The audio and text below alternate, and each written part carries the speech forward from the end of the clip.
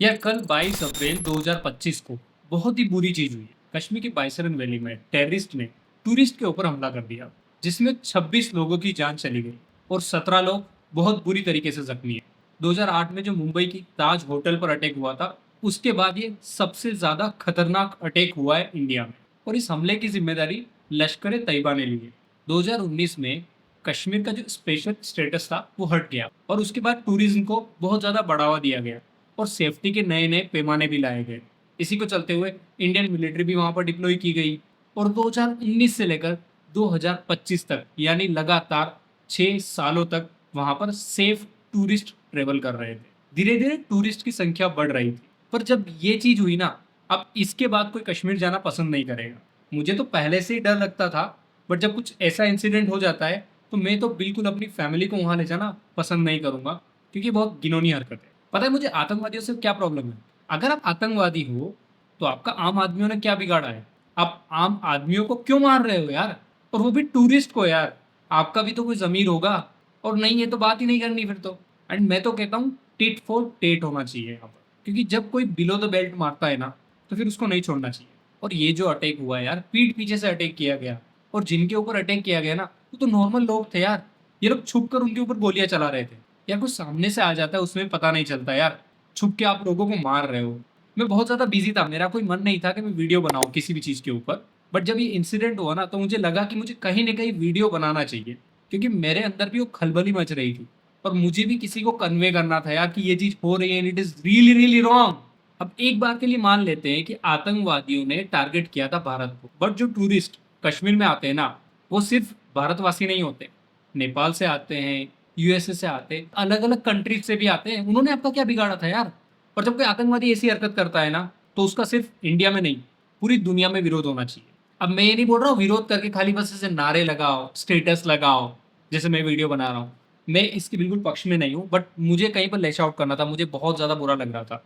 मुझे किसी को बताना था, मैं मतलब अंदर अंदर घुट रहा था, इसलिए बना रहा हूँ।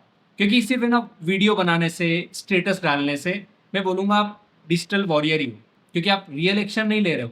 आप खाली अपना स्टेटस लगा रहे हो, आप वीडियो बना रहे हो। बट मुझे तो अपनी भड़ास निकालनी थी, इसलिए मैंने बनाया। मैं किसको बोलूँ यार क्या एक्शन ले सकते हैं करके? और ऐसा नहीं कि मैंने सोचा नहीं, मैंने सोचा कि पिछली बार सर्जिकल स्ट्राइक की थी ना, इस बार उससे भी ज्यादा बड़ा होना चाहिए, ताकि अगली बार कोई आंख उठाकर भी नहीं देखे। अभी रिसेंट स्टोरी ले लो यार, इसराइल और हमास की। जो हमास के आतंकवादी थे ना, उन्होंने इसराइल में घुसपैठ की थी। उसका बदला उनको कितनी बुरी तरीके से चुकाना पड़ा पता है क्या? इसराइल ने उनको कहीं नहीं छोड़ा। इसराइल ने खाली ऐसा नहीं है कि उन आतंकवादियों को मारा, जो उनकी हेल्प कर रहे थे ना, उनको भी मार दिया। तो मैं नहीं सोचता हूँ कि अभी अपने को खाली लश्कर ए तैयबा को ही देखना चाहिए। अभी इससे जुड़े हुए जो भी लोग हैं, जो भी आतंकवादी संगठन है, सबको ना घर में घुसकर मारना चाहिए। तभी जाके इन लोगों को थोड़ा समझ में आएगा।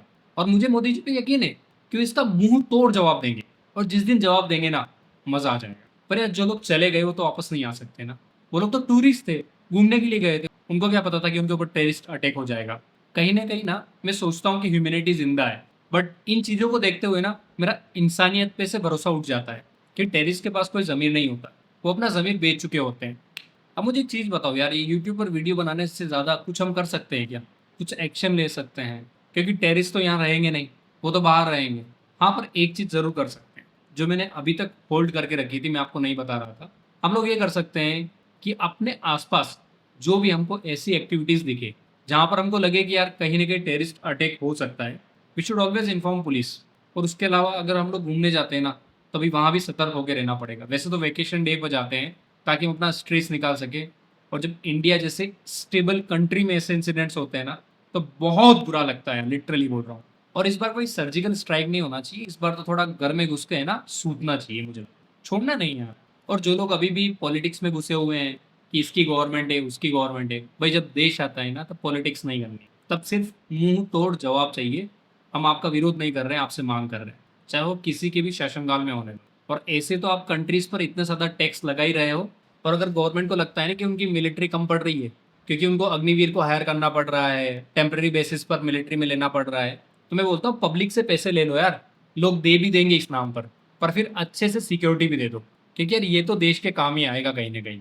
कंट्री चलाने से ज़्यादा कंट्री को सुरक्षित रखना आवश्यक है। इसीलिए ना आप जो टैक्स कलेक्ट कर रहे हो आपके डेवलपमेंट के लिए, भाई डेवलपमेंट बाद में कर लेंगे, पहले हमें सेफ्टी चाहिए। तो अगर आपको और पैसा लेना ले लो, पर ये जो आतंकवादी संगठन है इनको पहले निकालो, और ऐसा निकालो ना कि वापस नहीं आ सके। और कॉम्प्लिकेशन से मैं मानता हूँ, कॉम्प्लिकेशन इसराइल में भी थे, कॉम्प्लिकेशन यूएसए में भी थे, बट जिन्होंने भी वहां पर अटैक किया ना उनको उन्होंने मुंह तोड़ जवाब दिया है। और अगर हम नहीं देंगे ना तो हम भीगी बिल्ली हैं, और भविष्य में सबको पता चल जाएगा कि ये तो ऐसे ही है, बोलने वाली चीजें है बस। मुझे कमेंट बताओ कि आपका क्या व्यू है, क्या हम कर सकते हैं, क्या गवर्नमेंट कर सकती है, ताकि इस तरीके के इंसिडेंट कभी भी फ्यूचर में ना हो। और जहाँ तक रही आज के प्रॉफिट एंड लॉस की बात, आज हमने 10,000 प्लस का प्रॉफिट किया है, उसका स्क्रीनशॉट में डाल दूंगा। मिलते हैं अगले वीडियो में, तब तक के लिए स्टे सेफ, स्टे हैप्पी।